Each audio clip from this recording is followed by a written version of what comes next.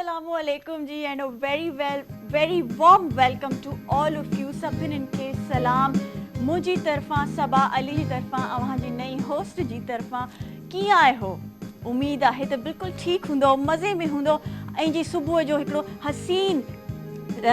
हसीन आगाज़ थियो हूंदो अव्हां जो जीअं मुंहिंजो हिते थी वियो आहे PTV ते मॉर्निंग एट PTV नेशनल ते ज़बरदस्त सुबुह जो आगाज़ थियो आहे ऐं उमेद आहे त अव्हां बि ज़बरदस्त आगाज़ कयो हूंदो।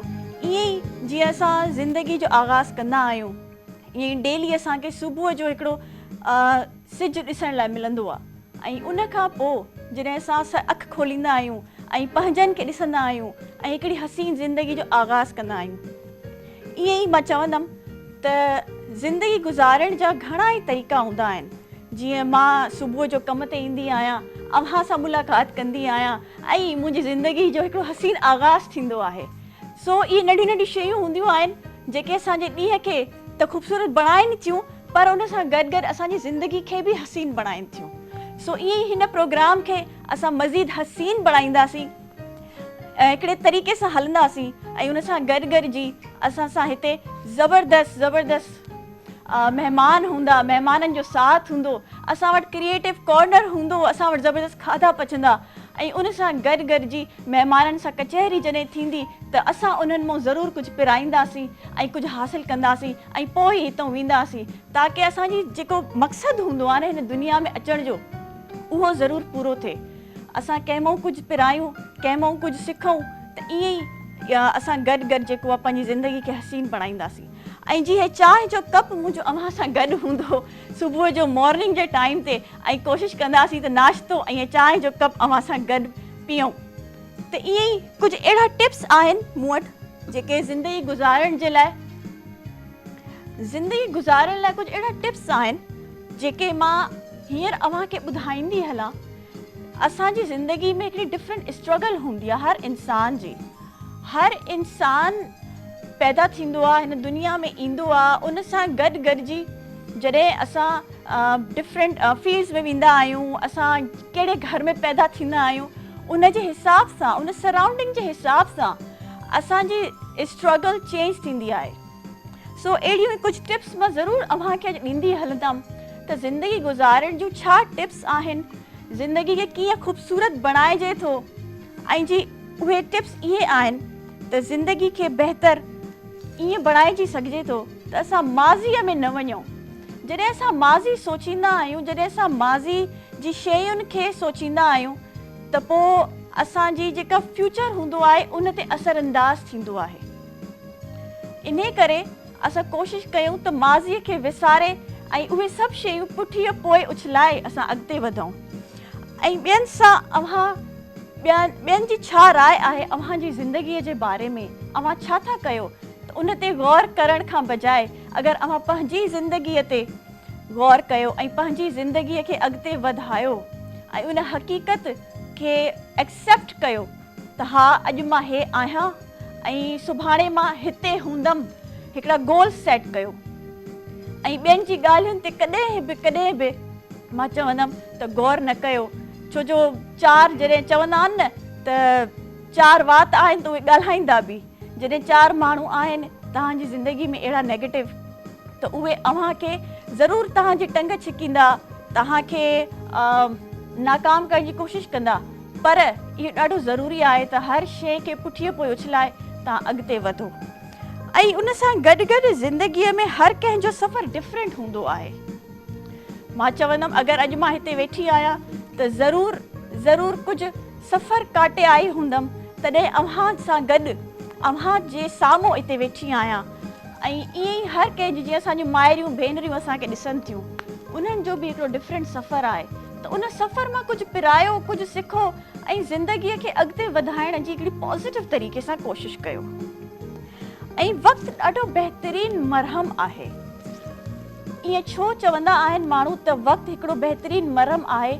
छो जो जॾहिं बि तव्हां ॾुख ऐं डिफरेंट स्टेजिस फेस कंदा आहियो, डिफरेंट चैलेंजिस फेस कंदा आहियो लाइफ में, पर पोइ वक़्तु जेको हूंदो आहे न उहो अव्हां जो अहिड़ो मरहम आहे, अव्हां जो उहो साथी आहे। मां त चवंदी आहियां वक़्तु असांजो साथी आहे, असांजो मरम त आहे ई आहे, पर उहो साथी बि आहे अव्हांखे हर शइ विसराए करे ऐं तव्हांखे अॻिते वधाईंदो आहे। सो ईअं ई अॼु अगरि तव्हां हिते आहियो, अॼु अगरि मां हिते आहियां, त उहो वक़्तु असां अहिड़ो गुज़ारे आया आहियूं जिन मां असां कुझु सिखियो आहे ऐं उन असांजी ज़िंदगीअ में अॻिते असांखे वधण जी हिमत ॾिनी आहे।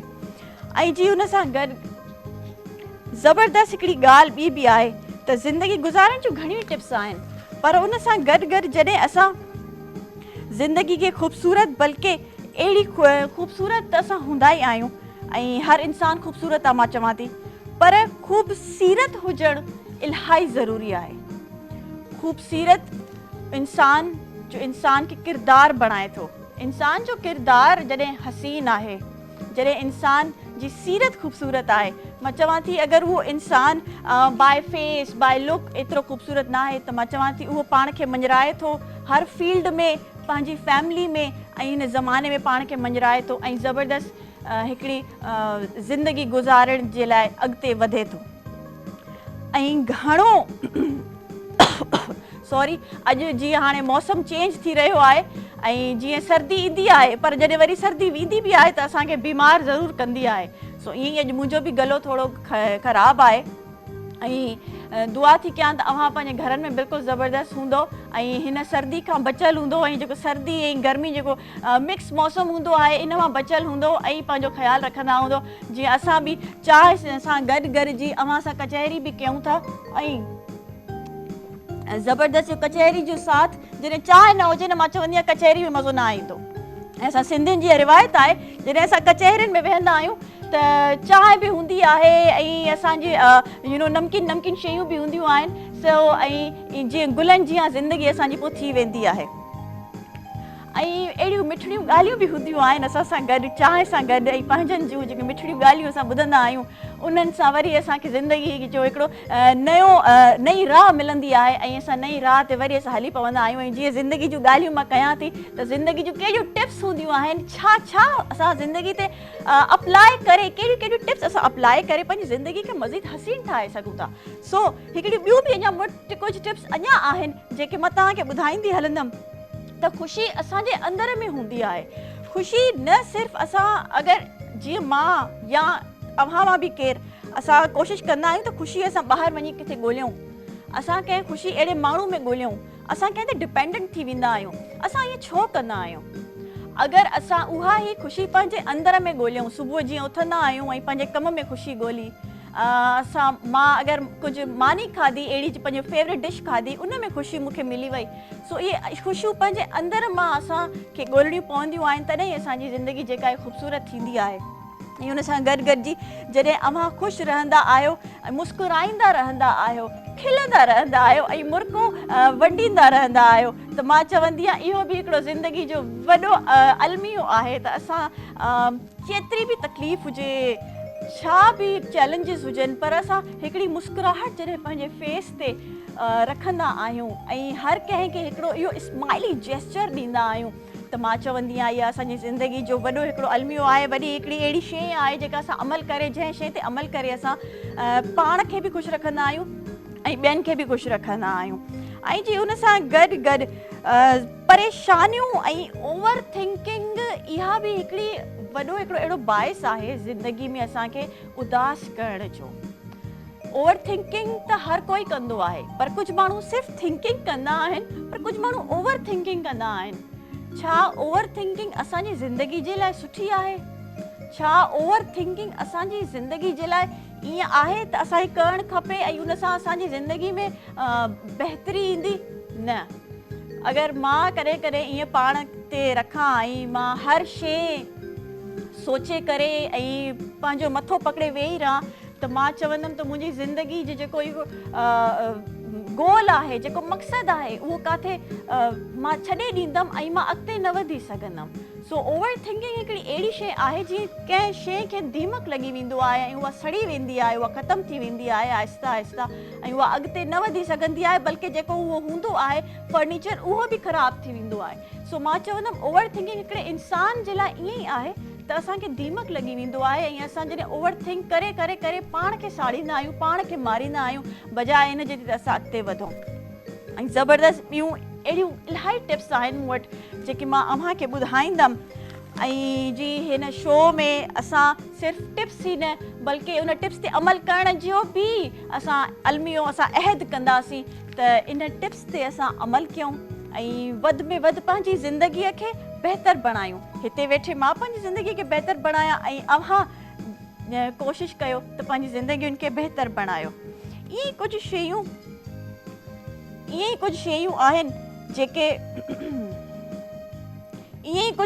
आहिनि जेके असां ॿियनि खे मुफ़्त में ॾींदा आहियूं ऐं जेके फ्री ऑफ कॉस्ट हूंदियूं आहिनि। इलाही शयूं आहिनि जेके असां पंहिंजी ज़िंदगीअ में कंहिंखे फ्री ऑफ कॉस्ट ॾींदा आहियूं। उहा हिकिड़ी त पहिरियों मां ॿुधाई जीअं तव्हांखे मुस्कुराहट आहे ऐं मुस्कुराहट सां गॾु गॾु जी महिरबानी, ख़ुलूस, शफ़क़त, छा त हसीन जेस्चर्स आहिनि इहे, छा त हसीन उहे फ्री ऑफ कॉस्ट शयूं आहिनि जेके असां ॿियनि खे ॾींदा आहियूं। सुबुह जो उथूं था ऐं सॼे ॾींहं जो अहिड़ो आगाज़ कयूं त असां ॿियनि खे मुस्कुराहट ॾेई वञूं जेका फ्री ऑफ कॉस्ट आहे, ख़ुलूस ॾेई वञूं जेको फ्री ऑफ कॉस्ट आहे ऐं जी उन सां गॾु गॾु शफ़क़त जो हथु हर कंहिं ते रखी वञूं। चाहे असां खां अगरि कोई नंढो आहे त उन ते शफ़क़त जो हथु रखूं, जेको वॾो आहे उन सां असां आजिज़ी ऐं इनकसारी सां पेश अचूं। पर आजिज़ी इनकसारी छा त ॻाल्हि आहे, इन जी इहा त मुंहिंजो हिकिड़ो फेवरेट अहिड़ी शइ आहे जेका मां पंहिंजी ज़िंदगी ते कोशिशि कंदी आहियां त अप्लाई कयां ऐं उमेदु आहे त अव्हां बि इन शइ खे पंहिंजी ज़िंदगी ते ज़रूरु अप्लाई कंदा। ऐं जॾहिं असां इन्हनि शयुनि खे अप्लाई कंदा आहियूं पंहिंजी ज़िंदगीअ में त असांजी ज़िंदगी अञा ख़ूबसूरत थी वेंदी आहे। ऐं कामयाबी ऐं नाकामी त ज़िंदगी जो हिसो आहे, पर जेके माण्हू नाकामी खे पंहिंजो मुक़दर ठाहे वेही रहंदा आहिनि, मां चवंदी आहियां उहे कोशिशि कॾहिं न कंदा आहिनि। सो ज़िंदगी खे बहितर बणाइण लाइ पर पंहिंजे गोल्स ताईं पहुचण लाइ बि तव्हांखे हौसलो ज़रूरु खपे। जंहिं इंसान में मां चवंदी आहियां हौसलो आहे उहो कॾहिं बि नाकाम न थींदो। पर नाकामी ऐं कामयाबी जी हिकिड़ी अहिड़ी डेफिनेशन मां अव्हांखे ॾियां थी अॼु त इंसान जी ज़िंदगी में जॾहिं नाकामी ईंदी आहे त उहा सिर्फ़ु इन करे न ईंदी आहे त तव्हां बसि मथो पकिड़े वेही रहो त हाणे मूंखां कुझु न थींदो। पर नाकामी इन करे ईंदी आहे त असां उन मां कुझु सिखूं ऐं पोइ असां उन अॻिते वधूं ऐं उन मां जॾहिं सिखी असां अॻिते वधंदासीं त उहा ग़लती असां वरी कॾहिं न कंदासीं। सो इहा नाकामी इहा कामयाबी त ज़िंदगी जो मुक़दर आहे। नसीब खां चवंदा आहिनि न त वधीक कॾहिं कुझु न आहे मिलंदो ऐं नसीब खां घटि कॾहिं कुझु न आहे मिलंदो। न मां अव्हां खां कुझु खसे सघंदमि न अव्हां मूंखां कुझु खसे सघंदव। त ईअं ई आहे त ज़िंदगीअ खे हसीन बणाइण जूं इहे कुझु टिप्स हुयूं जी मां अव्हांखे ॾिनियूं। ऐं इन सां गॾु गॾु हाणे असांजो शो जो ज़बरदस्त आगाज़ थी वियो आहे जी मॉर्निंग एट PTV नेशनल ज़बरदस्त आगाज़ थी वियो आहे। हिन आगाज़ जो मूंखे एतिरी मां पुर उमेद आहियां त ज़बरदस्त असां अॻिते बि अहिड़ी शयूं सिखंदासीं ऐं सिर्फ़ु न ज़िंदगी खे बहितर पर असां पंहिंजे प्रोफेशन्स खे बि बहितर बणाईंदासीं। छो जो असांजे जेके पैनल में गेस्ट हूंदा उहे इलाही ज़बरदस्त हूंदा ऐं उहे गेस्ट सां असां कचहरी त कंदासीं, उन्हनि सां गॾु चांहि जा ढुक त हणंदासीं ज़रूरु, पर उन सां गॾु गॾु असां उन्हनि मां अहिड़ी शयूं सिखंदासीं जिन्हनि सां मां ऐं अव्हां मुंहिंजूं माइरियूं भेनरियूं ऐं जेके असांजा मर्द हज़रात असांजा भाइर असांखे ॾिसनि था उहे बि सुठियूं शयूं ऐं सुठियूं ॻाल्हियूं अहिड़ियूं सुठियूं प्रोफेशन वाइज़ सिखी सघंदा। हुन सां गॾु गॾु जीअं असां ज़बरदस्त हिन म्यूज़िक जो बि असां साथ आहे। ज़बरदस्त असांजो जॾहिं बैकग्राउंड म्यूज़िक हलंदो आहे त पोइ असांखे ॾाढो मज़ो ईंदो आहे। ऐं चांहि जो आगाज़ मूंखे इहो वॾो हिकिड़ो हूंदो आहे त भई चांहि जो आगाज़ सुबुह जो आगाज़ चांहि सां थींदो आहे त असां फ्रेश थी वेंदा आहियूं। मां कॾहिं कॾहिं चांहि पीअंदी आहियां ऐं कॾहिं कॾहिं पंहिंजे ब्रेकफास्ट में कॉफ़ी रखंदी आहियां। त छा असांजी ज़िंदगी में इहे सुबुह जी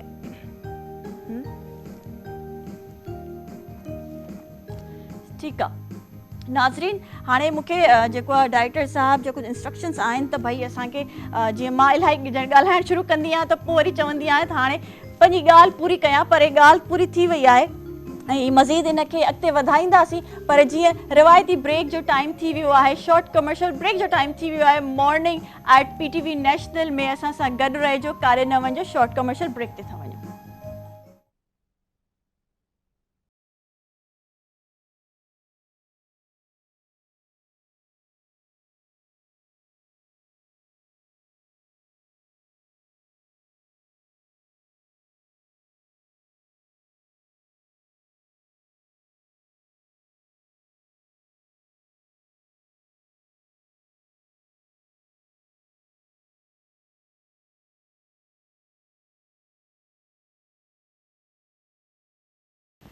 वेलकम बैक नाज़रीन, ख़ूबसूरत नाज़रीन। असांजो ख़ूबसूरत programme morning at PTV national में अवां सभिनि खे वरी जी गुड मॉर्निंग। ऐं ज़बरदस्त जीअं चांहि जी शुरूआत त मुंहिंजी उते ई तव्हां सां थी वई हुई, जंहिं सां ज़िंदगी जा टिप्स तव्हांखे ॾींदे ॾींदे मुंहिंजी चांहि बि हले पई। ऐं उन सां गॾु गॾु चांहि सां गॾु गॾु मां चवंदी आहियां असांजी ज़िंदगी में ज़िंदगी ख़ूबसूरत बणाइण लाइ खाधो बि ॾाढो ज़रूरी आहे। ऐं खाधो तव्हां कीअं ठाहींदा आहियो, कहिड़े तरीक़े सां ठाहींदा आहियो, इहो बि ॾाढो ज़रूरी आहे। ऐं जॾहिं असां खाधे खे ख़ूबसूरत ऐं ॾाढो टेस्टी करे ठाहींदा आहियूं त मां चवंदी आहियां ज़िंदगी में असां उहे चटपटियूं शयूं असां उन में ऐड करे भई ज़िंदगी खे चटपटो ठाहे सघूं था। सो ईअं ई जी असां सां गॾु हींअर पैनल में मौजूदु आहे क्रिएटिव कॉर्नर में सहरिश साहिबा, सहरिश रिज़वी साहिबा। मां उन्हनि खे वेलकम चवां थी। कैसी हैं आप? अल्लाह का शुक्र, मैं ठीक हूँ। आप कैसे हैं? अल्हम्दुलिल्लाह ठीक ठाक। और खाने की शौकीन हैं? खाने की तो बहुत शौकीन हूँ। लग भी रहा है माशाल्लाह, क्योंकि वो जो खाने के शौकीन लोग होते हैं ना, उनके चेहरे में बड़ा ग्लो आ रहा होता है और उनकी स्किन बड़ी अच्छी होती है। खाने का तो मुझे शुरू से शौक था, एक तो पकाने का और दूसरा खिलाने का, है ना। अच्छा, जो पकाते हैं वो कहते हैं कि हमें खिलाने का बड़ा शौक है। पकाते हैं, खिलाते हैं, खाने का उनको ज्यादा शौक नहीं होता। खिलाने का यूँ शौक होता है ना कि हमारी मिस्टेक निकले और हम और ज्यादा अच्छा बनाए, तो इसलिए शौक होता है। मतलब आप चाहती हैं कि आपकी जो मिस्टेक निकले वो आपको लोग बताएं और उसको बेहतर करें। बिल्कुल एग्जैक्टली। और जिंदगी भी ऐसे ही हसीन बनाई जा सकती है कि जब आप की गलतियां आपको कोई बताए, और लेकिन वो गलतियां बताने का भी ना बड़ा तरीका होता है। कुछ लोग जो होते हैं ना गलतियां बताने पे रोने लगते हैं, रोने लगते हैं, लेकिन आपकी जो गलतियों पे इस्लाह समझे, उस पे इस्लाह करें और बेहतर बनाए जिंदगी को। तो ऐसे ही है, खाने की बात जब हुई है तो मेरे तो मुंह में पानी आ रहा है भाई। जो जबरदस्त डिश आपने बनाई हुई है, मैं आपसे पूछूंगी क्या बनाया है आज? आप क्या सिखाएंगी हमें? मखनी कढ़ाई। मखनी कढ़ाई जी, मखनी अच्छा, कढ़ाई। मखनी हांडी तो सुना था, लेकिन मखनी कढ़ाई कुछ नया है।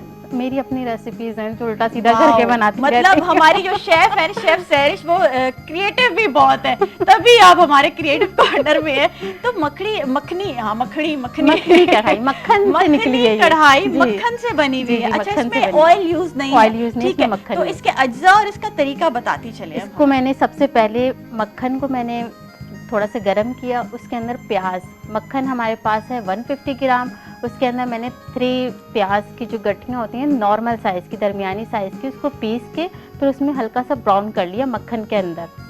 उसके बाद उसमें मैंने गरम मसाला डाले, साबुत गरम मसाला। उसके बाद जब हमारी प्याज ब्राउन हो गई तो उसमें हमने चिकन डाल दिया। चिकन मैंने लिया आधा किलो। चिकन डालने के बाद उसको हल्का सा ब्राउन करना है। अच्छा, इस तरह से ब्राउन करना है कि इसके ऊपर ब्राउन कलर ना आए, इसको थोड़ा सा वाइट रहे चिकन, क्योंकि वाइट है ना, ब्राउन और रेड नहीं करना। हाँ, रेड नहीं करना जी। उसके बाद हमने इसमें डाला है धनिया।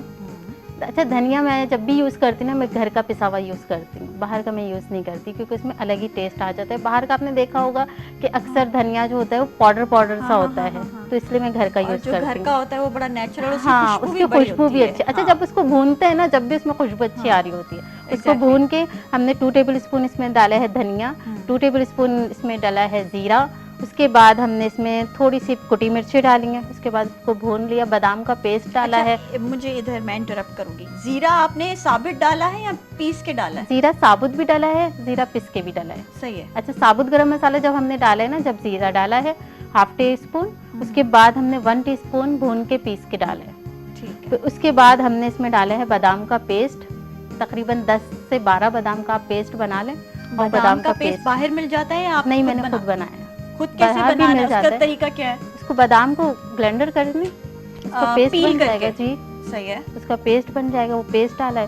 उसके बाद हमने इसमें डाला दही, तकरीबन आधा पाव। उसके बाद हमने इसमें डाली है क्रीम, और ये हमारी रेडी हो गई है। कोयले की हमने धुनी दी और मज़ेदार से हमारी मखनी कढ़ाई तैयार है। कोयले की धुनी दी, तो ये बड़ा इम्पोर्टेंट होता है कढ़ाइयों में। जब आप कढ़ाई में कोयले का वो करते हैं ना एंड में, मुझे तो नहीं पता उसको क्या बोलते हैं, कोयले की जब धुनी देते हैं ना, दम देते हैं। हाँ, दम देते हैं। कोयले का जब दम देते हैं वो तकरीबन 3 से 4 मिनट बस। हाँ, 3 से 4 मिनट, उसका टेस्ट बड़ा अच्छा होता है। हाँ, आप अगर कोयले की धुनी दिए बगैर खाएं। अच्छा, एक और मेरी कढ़ाई है कोयला कढ़ाई, इसमें मैंने खुद अपना नाम रखा है।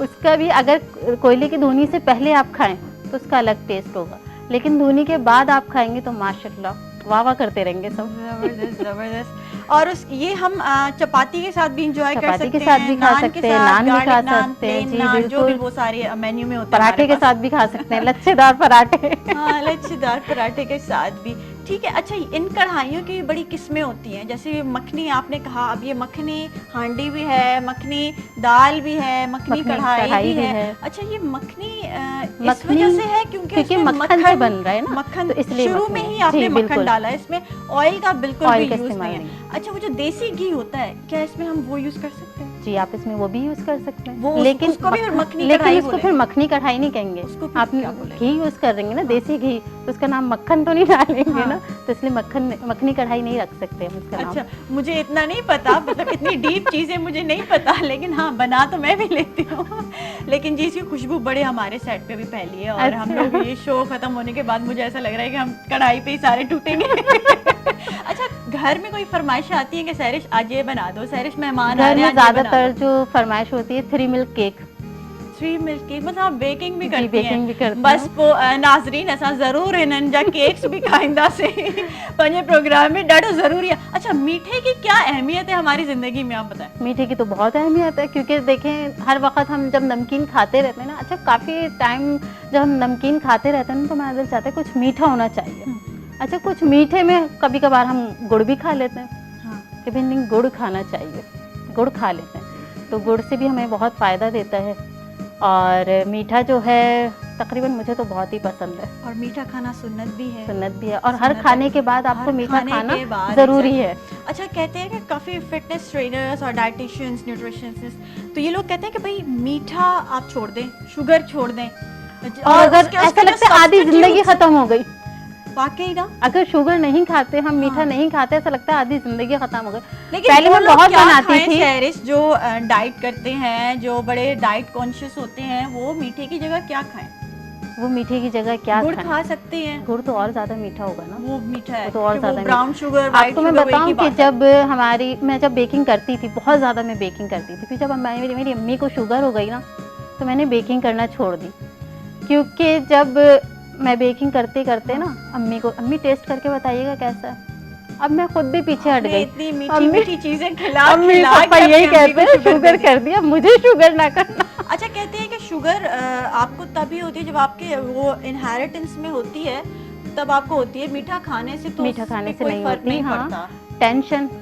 टेंशन से भी होती है, ब्लड प्रेशर ज़्यादा हाई हो Depression। जाएगा, तो फिर शुगर हो जाती है। और जैसे मैंने अभी शुरू में ही बोला त भई असां जने ज़िंदगी के हिकिड़े सुठे तरीक़े सां खणी हलंदा आहियूं, डिप्रेशन न कंदा आहियूं, टेंशन न कंदा आहियूं, ऐं मुस्कुराहट रखंदा आहियूं, त असां इन्हनि सभिनि बीमारियुनि खां भी त परे रहंदा आहियूं।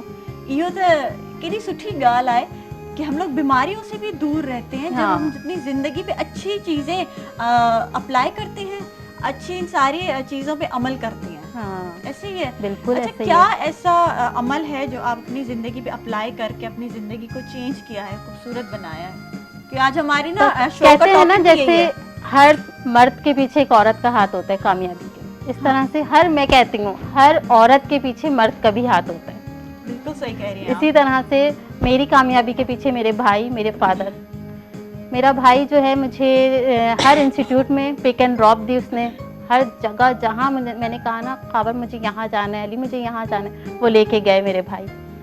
और आपको बताऊँ, जब मेरे भाई ऑफिस जाते थे, मुझे छोड़ते हुए जाते थे इंस्टीट्यूट, फिर ऑफिस से ब्रेक लेते थे, फिर मुझे वापस घर छोड़ते अच्छा, थे। ये चीज़ आपने कैसे की होगी? आपने उनकी खिदमत की होगी, बड़ी आजी इनकसारी दिखाई होगी घर में, और जी उनका दिल जीता होगा बड़े अच्छे जेस्चर से, अच्छी चीज़ों से, अच्छे अमल से, और उन पे उनका ना यकीन फिर आ गया बिल्कुल, होगा आप पे। बेशक, हाँ। ऐसे ही होता है जब आप अच्छे तरीके से हर किसी के साथ पेश आ रहे होते हैं, आपकी ज़िंदगी में अच्छी मेहनत का सिला मिलता है ना, मेहनत फिर का सिला होता है मेहनत ये। का सिला मिलता तो है। हर किसी का आपके सराउंडिंग्स में जो लोग होते हैं उन्हनि जो वॾो पोइ यकीन थी वेंदो आहे मां ते।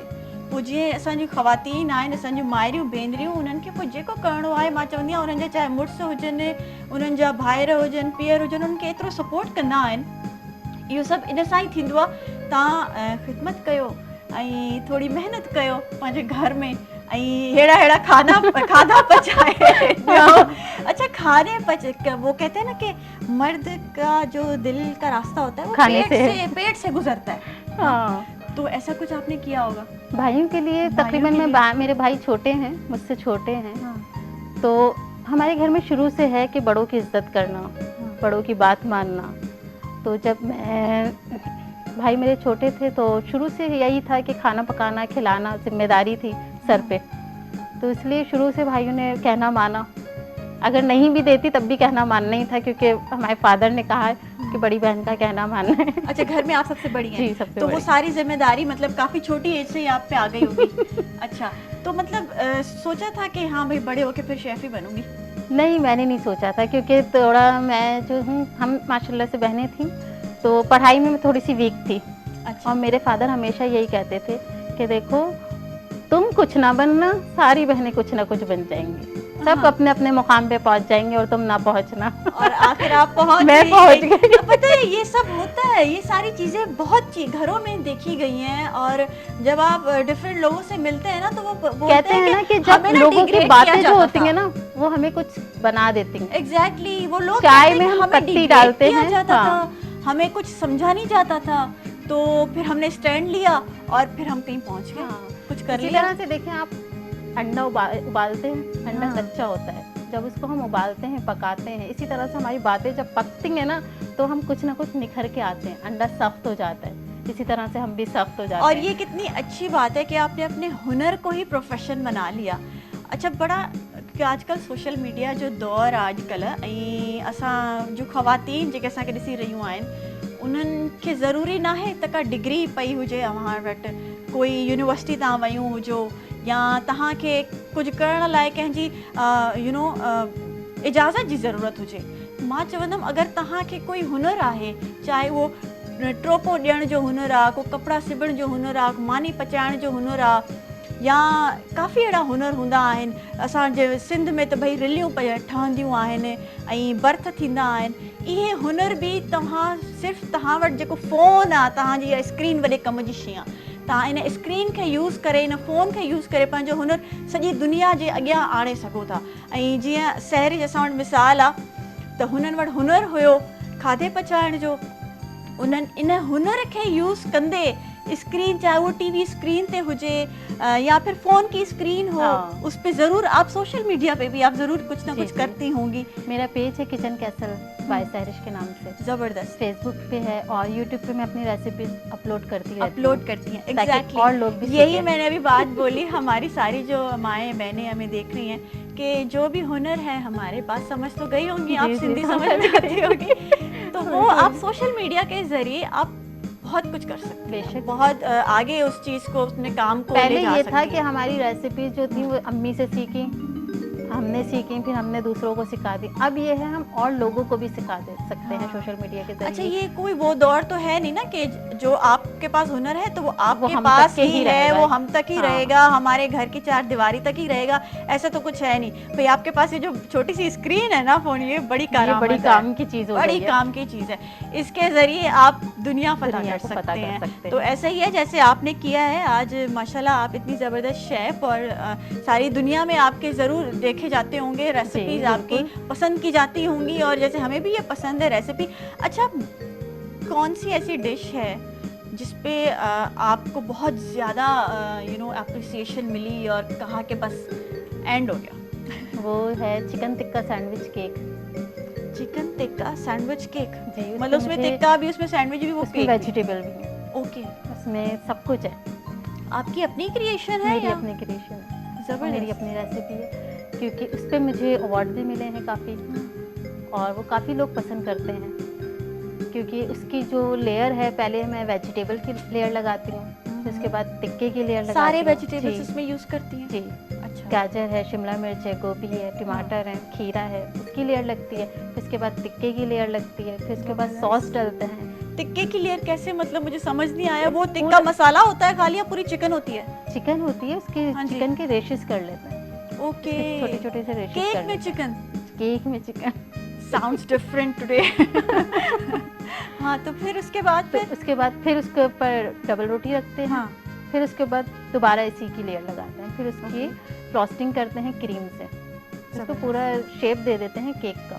सही। वो काफ़ी अच्छा रहता है, वो काफ़ी लोगों को पसंद भी आता है। काफ़ी लोग ऑर्डर भी करते हैं कि हमें यही चाहिए। अच्छा, काफ़ी लोगों से आपका जो है इंटरेक्शन होती होगी पाकिस्तान में ऑब्वियसली, और ये हमारे स्पेशली शहर कराची में, तो आपको क्या लगता है ज़्यादातर लोग देसी खाने पसंद करते हैं या अब जो कॉन्टिनेंटल? लोग हैं ना वो देसी खाने पसंद कर रहे हैं, अब वापस देसी की वापस तरफ आ देसी रहे की हैं। तरफ आ रहे हैं। ठीक है। क्योंकि अब काफ़ी लोग यही कहते हैं कि हमें देसी खाने मिलते नहीं हैं, क्या घूम फिर के नहारी मिल गई, कढ़ाई मिल गई, तो लोग और जब काफ़ी जो देसी हैं। खानों में ना सहरिश टेस्ट होता है ना, हाँ। आला आला, मैं कहती हूँ बस एंड हो गया है। खैर, इस बात पे हम लोग जी छोटे से ब्रेक पे जाएंगे। नाज़रीन, अगले ब्रेक जो टाइम थी वियो आहे मॉर्निंग एट पीटीवी नेशनल में कार्यक्रम जो असां सां गॾु रहिजो।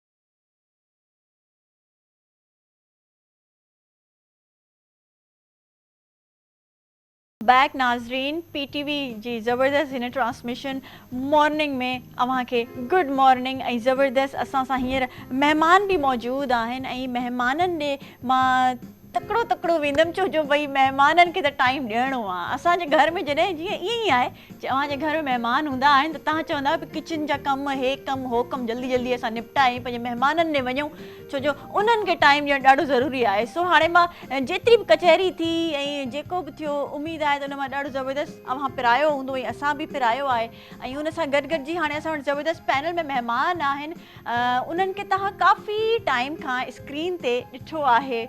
ऐं हो मां चवंदमि त अगरि उहे स्क्रीन ते असांजी सिंधी मीडिया में उन्हनि जो एतिरो नुमाया नालो आहे, त अगरि उहे स्क्रीन ते न आहिनि नज़र ईंदा त असां चवंदा आहियूं त उहे हाणे छा पिया कनि, छा उन्हनि खे ॿी कोई मसरूफ़ियत आहे। सो अहिड़ी ज़बरदस्त पर्सनैलिटी हींअर असांजे सेट ते मौजूदु आहे।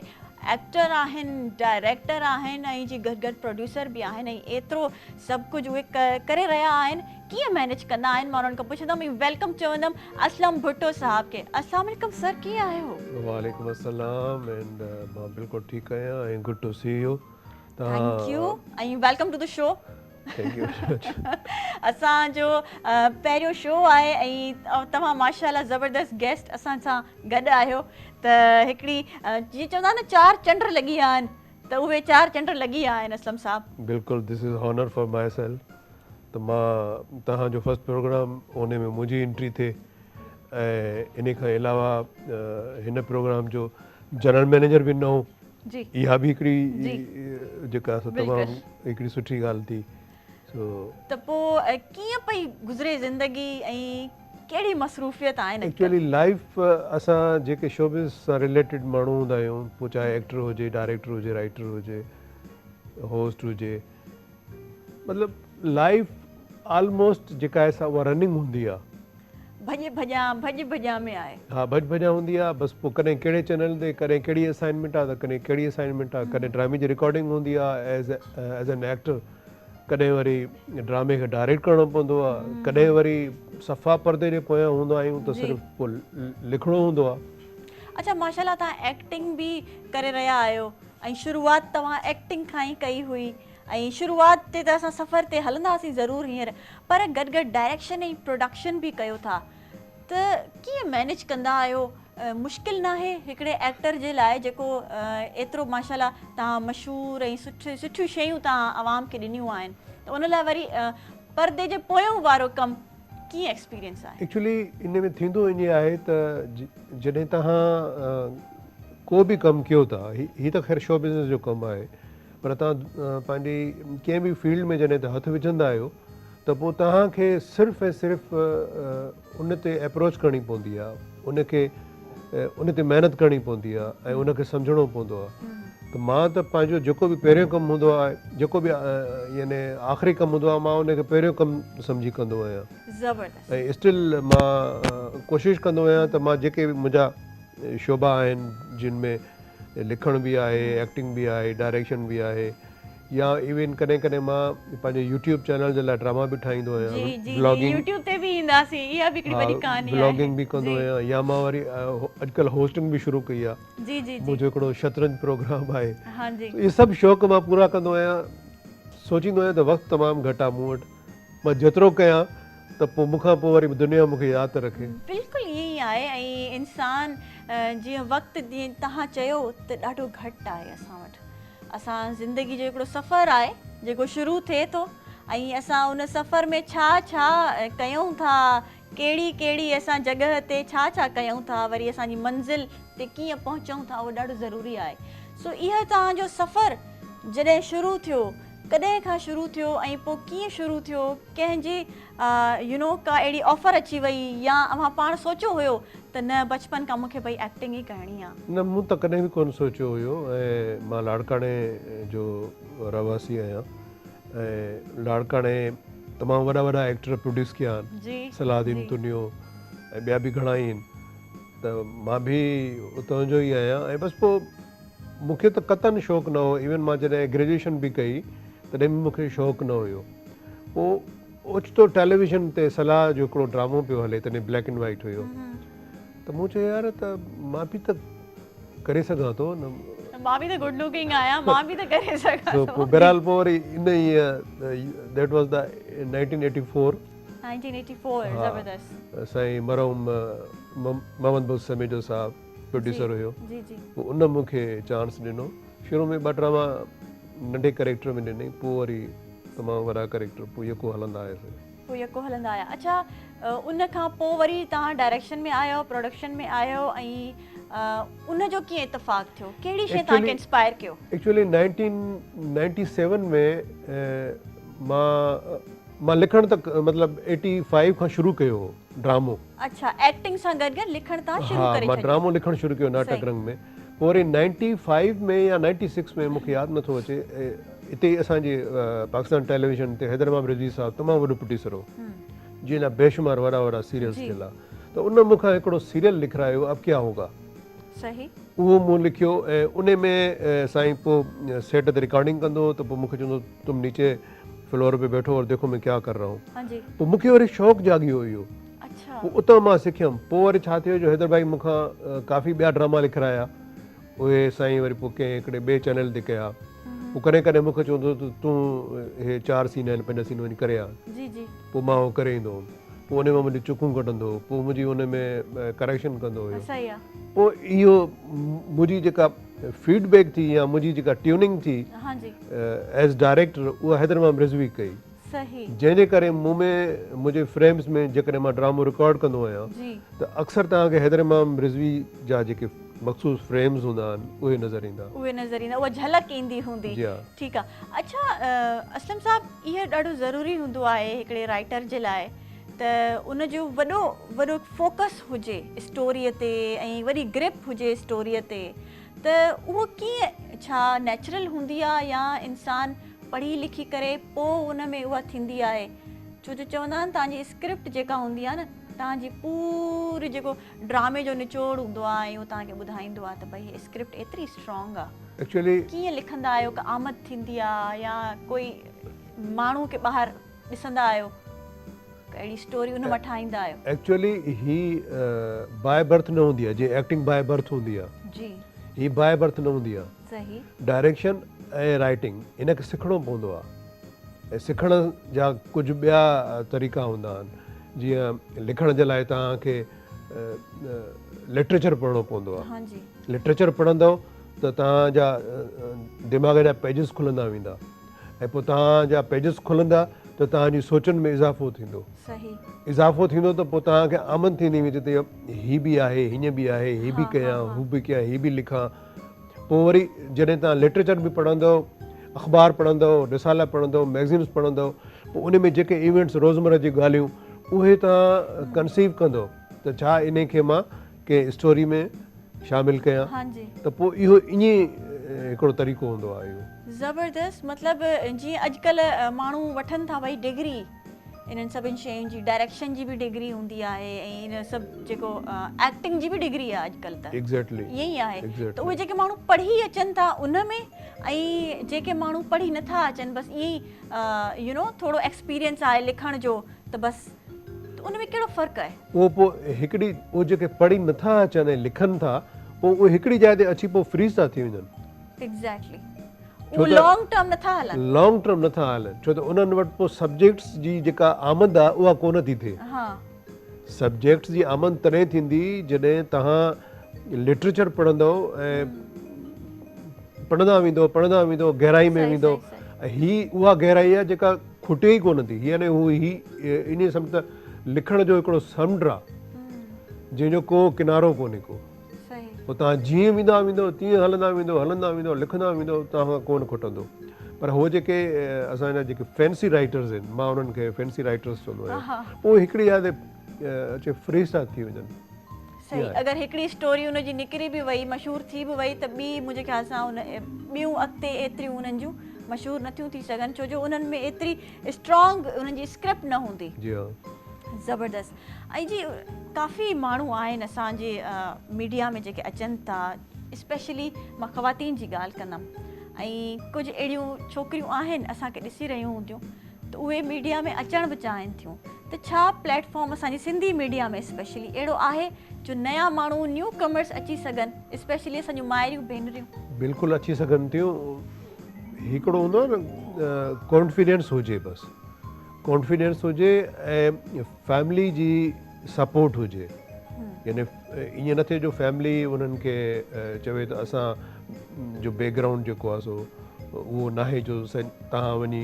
स्क्रीन ते अचो त एक्चुअली थींदो ईअं आहे त जॾहिं फैमिली सपोर्ट कंदी आहे त पोइ दिलि वॾो थी वेंदो आहे त असांजी हाणे जेका फैमिलीज़ आहिनि असांजी सिंधी फैमिलीज़ जेके आहिनि उहे हाणे जेके आहिनि यानी असां साहब उन्हनि जो हाणे न माइंड सेट चेंज थी वियो आहे काफ़ी माइंड सेट चेंज थी वियो आहे ऐं जेके माण्हू अगरि सिर्फ़ु मीडिया जे हवाले सां न पर ॿियनि फील्ड्स में बि जेके छोकिरियूं वञणु चाहिनि थियूं उन्हनि जा जेके फैमिलीज़ आहिनि उन्हनि खे सपोर्ट कनि था बिल्कुलु कनि था हाणे उहो दौरु न आहे जेके छोकिरियुनि खे ॿधी विहारींदा हुआ पंहिंजी नियाणियुनि खे निकिरणु न ॾींदा हुया ऐं कोई कमु न करणु ॾींदा हुया छो जो हाणे वॾनि खे बि थोरी इहा अक़ल अची वई आहे त भई हे सोशल मीडिया जो दौरु आहे अगरि तव्हांजे घर में कंहिं वटि फ़ोन आहे त उनजे थ्रू बि अवां ॾाढो मशहूरु थी सघो था जो टिकटॉक ॾाढो कमु ख़राबु कयो आहे टिकटॉक त उहो त ॾिसो न उहो त हिकिड़ी सेल्फ मेकिंग आहे न जी उहो टिकटॉक ते त तव्हां सिर्फ़ु पंहिंजो पाण खे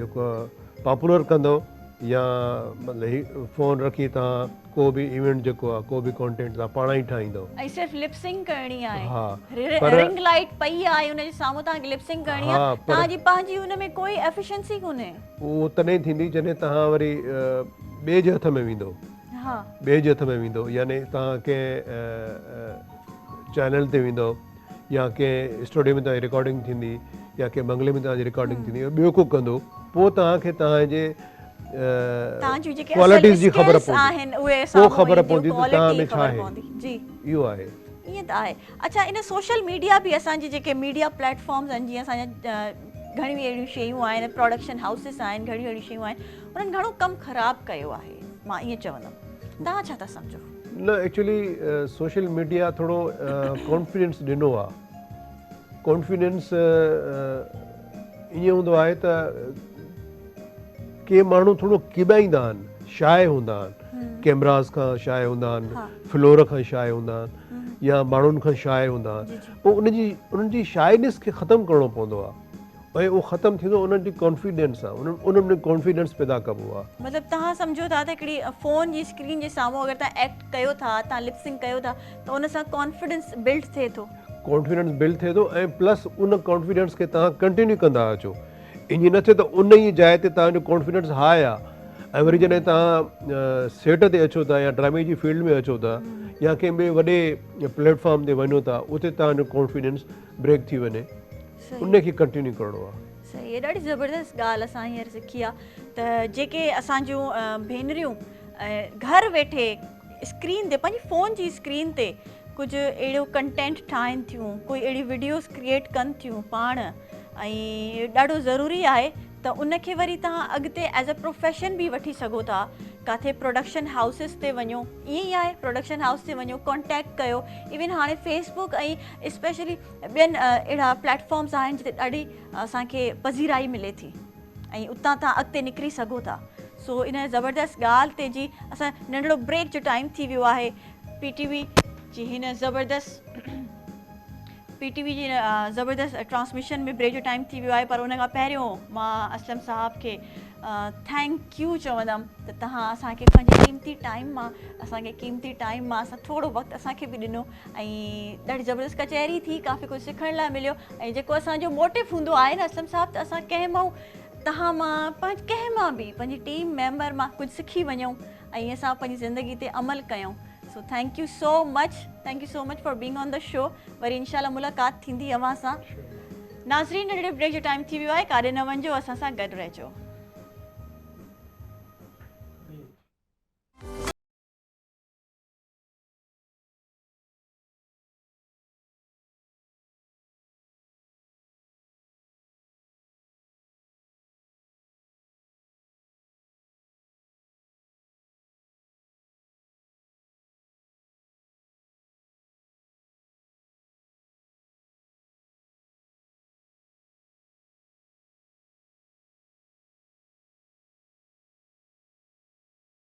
नाज़रीन, ज़बरदस्त गुड मॉर्निंग अव्हां सां गॾु गुज़री रही आहे ऐं उन सां गॾु जी हाणे असांजे पैनल में ॿिया बि ज़बरदस्त गेस्ट मौजूदु आहिनि। मां उन्हनि खे वेलकम चवंदमि। ऐं जॾहिं असां सां गॾु एक्टर मौजूदु हुया थोरी देरि पहिरियों ई, उन सां गॾु ज़िंदगी में ॿियूं शयूं बि ॾाढियूं ज़रूरी आहिनि।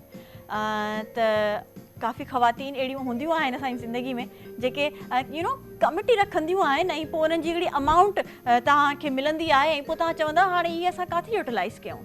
छो जो मर्द हज़रात वटि त ॾाढा ऑप्शन्स हूंदा आहिनि, पर जेके असांजूं हाउस वाइफ्स घर वेठियूं आहिनि उहे सोचींदियूं आहिनि त हाणे हिन अमाउंट खे किथे यूटिलाइज़ कयूं, हिन वटि वेंदियूं हुन वटि वेंदियूं, पुछंदियूं माण्हुनि खां त भई छा कयूं। सो अहिड़ी हिकिड़ी गेस्ट पैनल में असां सां मौजूदु आहिनि। मां उन्हनि खे वेलकम चवंदमि। उन्हनि खां इहे सॼियूं टिप्स वठंदासीं त भई प्रॉपर्टी ते जॾहिं इन्वेस्ट कजे त कीअं कजे, छा सोची करे कजे ऐं केतिरी अमाउंट असां वटि हुजणु ज़रूरी आहे। ॿियूं इलाही ढेर सारियूं ॻाल्हियूं उन्हनि सां कबियूं जेके मुंहिंजे हींअर ज़हन में इलाही सवालात जनम वठनि पिया। सो मां वेलकम चवंदमि जी CEO universal state end developer DHA Karachi. So basically उहे बिल्डर आहिनि। मां वेलकम चवां थी सैयद रोशन अली वारसी। अस्सलाम वालेकुम सर, कैसे हैं आप? ज़बरदस्त and welcome to the show. ऐं जी हिकिड़ी ॿी असां वटि गेस्ट मौजूदु आहे ऐं जीअं एक्टर बि हुजणु ॾाढो ज़रूरी आहे, पर हुन सां गॾु पोएट उहे आहिनि ऐं पोएट सां उहे जेके शाइरी कंदियूं आहिनि ऐं उन सां गॾु वरी आर्टिस्ट आहिनि, पेंटिंग कंदियूं आहिनि ऐं इहे सभु शौक़ु कीअं उन्हनि में जाॻिया ऐं इहे सभु उन्हनि सां कचहरियूं थींदियूं। सो मां वेलकम चवंदमि शबाना खान। अस्सलाम वालेकुम मैम। वालेकुम सलाम। कैसी हैं शबाना साहिबा? अल्हम्दुलिल्लाह। Welcome to the show. और माशाल्लाह बहुत अच्छी लग रही हैं, बहुत खूबसूरत लग रही हैं। जैसे हम लोग कहते हैं कि खूबसूरत मॉर्निंग का आगाज़ होता है तो वो उससे भी होता है कि जब आप जो पहनावा, आप जो ड्रेसिंग करते हैं उससे भी बड़ी आपकी ज़िंदगी और आपकी खूबसूरत हो जाती है और आपका दिन का आगाज़ बड़ा अच्छा हो जाता है।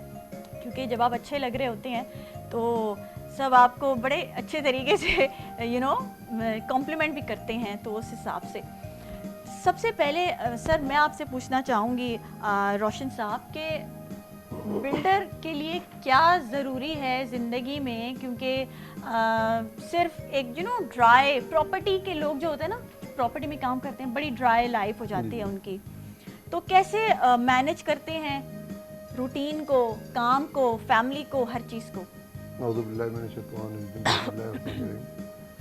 बेटा देखिए, हर इंसान को अल्लाह ताला ने एक जिम्मेदारी दी काम की। हर इंसान अपनी अपनी ज़िंदगी गुजार रहा है, जो अपना उसका काम है उसको कर रहा है।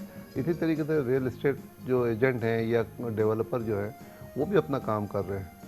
ज़रूरी ये है कि हर इंसान को अपना काम ईमानदारी से करना चाहिए और खुशअस्लूबी से उस काम को अंजाम देना चाहिए और अपने काम के साथ इश्क करना चाहिए। अगर आप किसी भी फील्ड में अपने काम में इश्क करेंगे और काम को करेंगे तो उसमें कामयाबी ज़रूर आपको मिलेगी। अल्लाह ताला भी उससे खुश होते हैं। मगर ये है कि हर इंसान की अपनी रूटीन है। हमारी रूटीन ये है कि हम सुबह जल्दी उठते हैं, हमारा सुबह का आगाज़ जो है ना अल्लाह के नाम से होता है, फिर उसके बाद हम अपने काम पे निकल जाते हैं। जी। क्योंकि हमने तो शुरू से सुना है कि सुबह जो है ना अल्लाह ताला रिस्क बांट रहे होते हैं। ऐसे ही है। तो सुबह जब आप जल्दी उठते हैं तो उसके बाद अल्लाह के नाम से आगाज़ करें, उसके बाद आप जाएँ अल्लाह से मदद मांगें और अपने काम में लग जाएँ। जी। कोई इंसान भी अगर अपना काम अगर ईमानदारी से और अल्लाह से मदद मांग के करेगा, अल्लाह ताला उसको ज़रूर कामयाबी देंगे। इसी तरीके से हमारे भी काम का यही है कि हम लोग सुबह जाते हैं 10 बजे अपने ऑफिस में जाके बैठ जाते हैं और लोग कहते हैं कि ऑफिस जो है ना 12 बजे खुलते हैं, 1 बजे खुलते हैं, 2 बजे खुलते हैं। अल्लाह ताला प्रॉपर्टी के जो ऑफिस होते हैं, जो रियल एस्टेट होते हैं, वो वाकई 12 और 12 के बाद ही खुलते हैं, लेकिन आप माशाल्लाह जैसे कह रहे हैं कि सुबह मॉर्निंग में ही खोल लेते हैं। जी जी जी बिल्कुल। तो ये बड़ी अच्छी बात है। और जैसे आपने कहा कि रिस्क बट रहा होता है, अच्छा ये काफ़ी चीज़ें हैं, जैसे हमने शुरू में भी ये अपने आज हमारा टॉपिक भी यही था कि लाइफ की कुछ ऐसी टिप्स जो आप अपनी ज़िंदगी पे अप्लाई करते हैं और ज़िंदगी को हसीन बनाते हैं। तो ये भी एक बड़ी अच्छी टिप आज हमें मिल गई आपसे कि सुबह जल्दी उठें, उसी वक्त अल्लाह जो है रिस्क बांटता है बिल्कुल सही। और आप वो बस ले लें अल्लाह बिल्कुल से। सही है, बिल्कुल सही है। दुआएं आपकी बड़ी फिर वो पूरी हो रही होती हैं। मैंने कहा ना कि आप अगर अल्लाह ताला से अगर आप मदद मांगेंगे और जिस काम में भी आप हाथ डालेंगे उसमें आपको कामयाबी मिलेगी। एग्जैक्टली। अच्छा शबाना साहिबा से मैं पूछना चाहूँगी कि कहाँ से शौक जागा और क्या चीज़ इंस्पायर की कि भाई पोएट बनना है, शायरी करनी है और साथ साथ आप माशाल्लाह पेंटर भी हैं, आर्टिस्ट हैं, तो ये किस चीज़ ने आपको इंस्पायर किया? पहले तो मैं ये कहना चाहूँगी कि आर्टिस्ट या पोइटिस्ट किसी से इंस्पायर होके नहीं बन सकते। ये गॉड गिफ्टेड होता है, गॉड गिफ्टेड ये आपके अंदर होता है। ज़िंदगी के रंग आप देख रहे होते हैं जिस वक्त आप लाइक जिस तरह से आप पैदा होते हैं ना, तो आप पैदाइशी शायर होते हैं और पैदाइशी ही आर्टिस्ट भी होते हैं। मतलब बचपन में जैसे स्कूल में काफ़ी बच्चे होते हैं ना कि भाई उनको हम लोग कोई टास्क दे रहे होते हैं पढ़ने लिखने का और वो बच्चे भागते हैं, लेकिन मेरे ख्याल से जिनमें ये इंस्टिंक्ट्स होते हैं तो वो इस चीज़ से भागते नहीं है, रीडिंग से या लिटरेचर से, ऐसे ही है। बिल्कुल ऐसा ही है क्योंकि उनके अंदर पेनिट्रेट होती है ना ये चीज़। अब मैं आर्टिस्ट हूँ तो मुझे पता है कि मुझे जब सम टाइम ऐसा होता है कि इंसान डिप्रेस भी होता है, हाँ जी। तो जब मैं सम टाइम इस तरह से होता है मेरे साथ, तो मैं कुछ ना कुछ लिखना शुरू कर देती हूँ या मैं पेंटिंग्स शुरू कर देती हूँ। तो फिर ऐसा होता है कि मैं बहुत अपने आप को रिलैक्स फील करती हूँ उस हिसाब से। अच्छा पोएटिस्ट जो होती हैं कहा गया है बड़ी सुलझी हुई पर्सनैलिटीज और सेंसिटिव भी बड़ी होते हैं। काम सेंसिटिव, यस एग्जैक्टली एंड पोइटिस्ट जो होते हैं या ऐसी poets होते हैं। पर्सनैलिटी होगी आपकी और माशाल्लाह आपसे बात करके भी पता चल रहा है। Thank you so much. अच्छा सर, जैसे शुरू में मैंने बात की आपके इंट्रोडक्शन से पहले ही, हमारे पास काफ़ी, और ये मॉर्निंग शो है तो हमें ज़्यादातर जो है ख़वातीन से ही हम मुखातिब होते हैं, ख़वातीन ही हमें देख रही होती हैं, तो काफ़ी ख़वातीन जो हाउसवाइफ हैं स्पेशली कमिटियाँ डालती हैं, फिर उनकी एक टाइम पे उनको कमिटी मिलती है तो फिर वो लोग सोचते हैं कि भाई अब हम ये पैसे कहाँ इन्वेस्ट करें, इनका क्या करें। और मर्द हजरात जो, जैसे अगर कोई ऐसे मैंने चीज़ें देखी हैं कि भाई मर्द हजरात आते हैं, भाई पैसे मुझे दे दो मैं कहीं इन्वेस्ट कर दूंगा, और फिर वो उन बेचारियों को मिल ही नहीं रहे होते घर के मामलात जैसे होते हैं। लेकिन अगर वो खुद कहीं इन्वेस्ट करना चाहें तो क्या प्रॉपर्टी अभी सेफ़ है? अभी वो ख़वातीन स्पेशली, वैसे तो काफ़ी लोग इन्वेस्ट कर सकते हैं, लेकिन स्पेशली हम बात करें ख़वातीन की, इंडिविजुअली वो कहीं इन्वेस्ट कर सकती है, इतना सेफ है? देखिए प्रॉपर्टी बहुत सेफ है, मगर जब आप इन्वेस्टमेंट करें तो आपका क्राइटेरिया ये होना चाहिए कि आप कहाँ इन्वेस्ट कर रही हैं और किन के साथ आप इन्वेस्टमेंट किसके थ्रू कर रही हैं, किसके थ्रू कर रहे हैं या किसके साथ, कौन सा ऐसा ग्रुप है जिसके साथ आप इन्वेस्टमेंट कर रहे हैं। सबसे पहले तो आपने अपनी सेफ्टी देखनी होगी कि आपकी सेफ्टी क्या उन पैसों की। और जो ये आप जो कमेटी की जो बात कर रही हैं, तो ये जो ख़वातीन है जो कमेटी डालती हैं, तो इनका तो एक लिमिटेड अमाउंट होता है, और जो भी अमाउंट है वो जो अमाउंट लगाती हैं उनको वही पैसे मिलते हैं। फ़र्ज़ करेंगे 2 साल के लिए उन्होंने कमेटी डाली तो 2 साल में उनको वही पैसे मिलेंगे। अगर उनकी 20 लाख रुपए की कमेटी है तो 20 ही लाख रुपए मिलने। और अगर ये प्रॉपर्टी में इन्वेस्ट करेंगी, लाइक बुकिंग में जाएंगी, तो पैसे तो उनको उसी हिसाब से देने ही है, मगर उसमें अब जब 2 साल जब कंप्लीट होंगे तो वही प्रॉपर्टी उनको डबल होके मिलेगी। तो मेरा ख्याल में कि उनको कमेटी से ज़्यादा जो है वो किसी प्रॉपर्टी में इन्वेस्ट करना चाहिए बुकिंग में, ठीक मगर बुकिंग में उस जगह पे इन्वेस्ट करें जहाँ पे सेफ्टी हो आपकी। यह नहीं कि कोई भी आदमी अगर किसी चीज़ की बुकिंग कर रहा है तो आपने जाकर उसको पैसे दे दिए, बुकिंग कर ली। उसके लिए सबसे पहले तो ये ज़रूरी है कि उसकी सेफ्टी क्या है, कौन बुक कर रहा है, उनका रिकॉर्ड क्या है और किस अमाउंट की प्रॉपर्टी है, और फिर डायरेक्ट आप जो ऑनर है जो प्लॉट का जो बुकिंग कर रहे हैं उनसे डायरेक्ट आप पैसे दे के अपनी बुकिंग करें अपनी प्रॉपर्टी की। मतलब आप ये कहना चाह रहे हैं, ये कह रहे हैं बेसिकली कि जब हम इन्वेस्ट करें स्पेशली ख़वातीन, तो वो पूरी छानबीन करके भाई ये ग्रुप ठीक है, सिक्योर है, कुछ स्कैम तो नहीं है, ऐसा कुछ नहीं है, और फिर वहाँ पे आप पैसे दे सकते हैं, इन्वेस्ट कर सकते हैं। और फिर प्रॉपर्टी अब कहीं और ख़वातीन अगर जैसे गोल्ड पे हो गया या कहीं गाड़ियों पे हो गया, अगर उन पे करें उससे बेहतर है प्रॉपर्टी पे इन्वेस्ट करें, प्रॉफिट आने के ज़्यादा चांसेस हैं। बिल्कुल सही है जी। प्रॉपर्टी तो देखें, आज भी देखें कि हर दौर में प्रॉपर्टी के पैसे बढ़ते ही बढ़ते हैं। प्रॉपर्टी में आप कभी भी लूजर नहीं होती, मगर प्रॉपर्टी में आपको ये देखभाल जरूरी है कि आप कहाँ इन्वेस्ट कर रही हैं और किनके साथ कर रहे हैं, किनके उसकी साथ सेफ्टी क्या करें, है। ये बहुत ज़रूरी है। इम्पोर्टेंट चीज़ जो है, जो आपके पैसे हैं उसको इन्वेस्ट करने के लिए सेफ्टी क्या है आपकी। अब यहाँ लोगों को मालूमात नहीं है, लोग सिर्फ किसी पे भरोसा करके इन्वेस्ट कर देते हैं। अब अनफॉर्चुनेटली बहुत से लोग उनके पैसों को मिसयूज बहुत करते हैं। स्कैम होते हैं प्रॉपर्टी में, बहुत स्कैम सुने जाते हैं डेली बेसिस पे। तो जी हाणे असां शबाना मैम ने वेंदासीं। शबाना मैम का कोई, क्योंकि आप जाहिर सी बात है शायरी आप करती हैं, और अभी हमारे जैसे हमारे कोई भी शायर आते हैं, कोई सिंगर आते हैं, तो हम उनको ऐसे नहीं जाने देते। हमारी ये रिवायत होती है कि भाई कुछ ना कुछ तो कलाम सुना के जाना है। तो क्या सुना रही है शबाना साहिबा? मैं आपको अभी रिसेंटली मैंने कश्मीर के हवाले से लिखा था, जी तो Please. मैं आपको वो सुनाती हूँ। हरीफे सैले बला लाख कोशिशें कर लें, हरीफे सैले बला लाख कोशिशें कर लें, अर्ज़ फिरदौस को तकसीम कर ना पाएंगे। उदू पे तुफ है, उदू पे तुफ है कि इस रज़्म गहे जुर्रत में, उदू पे तुफ है कि इस रज़्म गहे जुर्रत में, जफ़ा की तैग से हम खून के गुल खिलाएंगे। बुझा सकेगी जिन्हें तेरी सरकशी न कभी, बुझा सकेगी जिसे तेरी सरकशी न कभी, हवा के दोष पे ऐसे दिए जलाएंगे। ये जुल्म जोर सितम से यूं कब तलक आखिर, ये जुल्म जोर सितम से यूं कब तलक आखिर, हमारी गैरते ईमान को आजमाएंगे। और मुख्तार ज़हके के कहो बबांग दुहंग दुश्मनों से ऐ शाबी, कहो बबांग दुहल दुश्मनों से ऐ शाबी, हम इनसे छीन के कश्मीर ले ही आएंगे।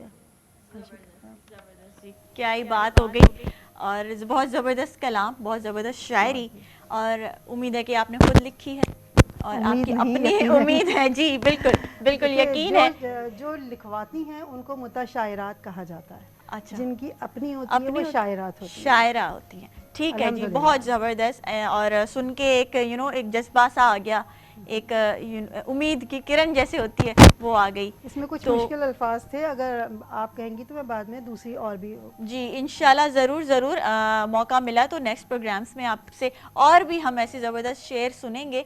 So thank you so much sir for being on the show. बहुत ज़बरदस्त हमें टिप्स मिली, क्योंकि आज का हमारा टॉपिक भी यही था। और thank U ma'am, thank U Shabana ma'am. ज़बरदस्त शायरी सुनी और ज़बरदस्त बातें हुई। ऐं जी प्रोफेशनली जॾहिं माण्हू असां सां हूंदा आहिनि गॾु, ऐं उन्हनि सां इहा कचहरी थींदी आहे त ॾाढो मज़ो ईंदो आहे, ऐं उन्हनि मां ज़रूरु कुझु सिखण लाइ मिलंदो आहे। ऐं असांजो डेली मोटिव बि इहो हूंदो आहे प्रोग्राम जो, मुंहिंजो हिते वेहण जो डेली मोटिव इहो हूंदो आहे त असां पंहिंजे गेस्ट पैनल मां कुझु सिखूं, ऐं मां अव्हां मां कुझु सिखां, अव्हां मूं मां कुझु सिखो, ऐं इहो ई असांजी ज़िंदगी जो मोटिव आहे। ऐं इंशाअल्लाह इन खे ईअं ई जारी सारी रखंदासीं। हमेशा मां चवंदी आहियां त ज़िंदगी में सुठी शयूं अप्लाई कयो। टॉपिक जे हवाले सां जीअं असां सॼी कचहरी कई ऐं गेस्ट सां बि उहा कचहरी थी, उन सां गॾु जी हाणे असां पंहिंजी ज़िंदगी ते ज़रूरु अप्लाई कंदासीं, इहे ज़रूरु अमल रखंदासीं। सो हाणे पाकिस्तान ज़िंदाबाद। वरी पोइ ज़िंदगी रही त अव्हां सां सुभाणे मुलाक़ात थींदी। मां सबा अली अव्हांजी होस्ट खे ॾींदा इजाज़त।